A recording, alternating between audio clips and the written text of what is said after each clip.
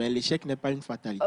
C'est une expérience. Des fois, quand tu vis ça, tu comprends la vie. Bonjour et bienvenue. Ici, nous analysons et nous partageons des connaissances et des réalités de vie les plus marquantes pour en tirer des clés de compréhension, d'inspiration et d'action. L'extrait que vous allez suivre est présenté dans un cadre éducatif, informatif et réflexif. Tout cela dans un environnement souple. Installez-vous bien.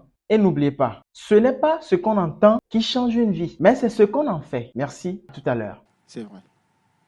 Désolée, mais c'est pas que les gens doivent vivre ça, mais à un moment ou un autre, tu passes par l'échec. Ça, c'est clair. Et on en a parlé avec le psychologue, il faut comprendre que l'échec, c'est ce qui forge un être humain, en fait. Ouais. Un être humain qui n'a jamais vécu une difficulté. Est-ce qu'il n'y a même pas d'être humain qui n'ait jamais vécu une difficulté?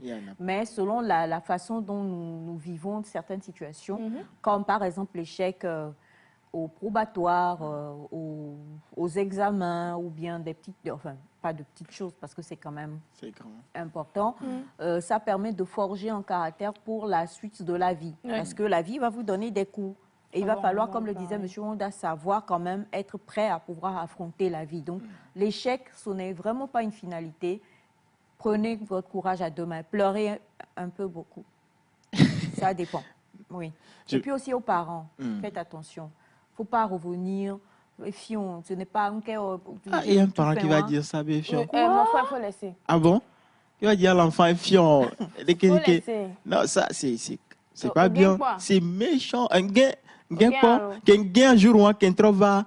C'est comme si je rêvais, en fait. C'était comme un rêve pour moi. Parce que vous n'aviez jamais échoué? Bah, une fois. Mais cette seconde fois, c'était comme si je rêvais. Les enseignants n'étaient pas. Les enseignants aussi n'étaient pas. C'est-à-dire, ils ne croyaient pas. Il disait que toi, tu viens pour nous, pour nous blaguer ici. Et ça fait 1 mois, 2 mois, 3 mois avant qu'ils ne croient qu'ils savent que, vrai, le gars là, il a échoué. Donc, du coup, avec certains anciens collègues aussi, c'est-à-dire, je dis collègues d'échec. Vos camarades ont échoué, vous trouvez que c'est collègues d'échec? C'est grave. Il est donc, ça vient non.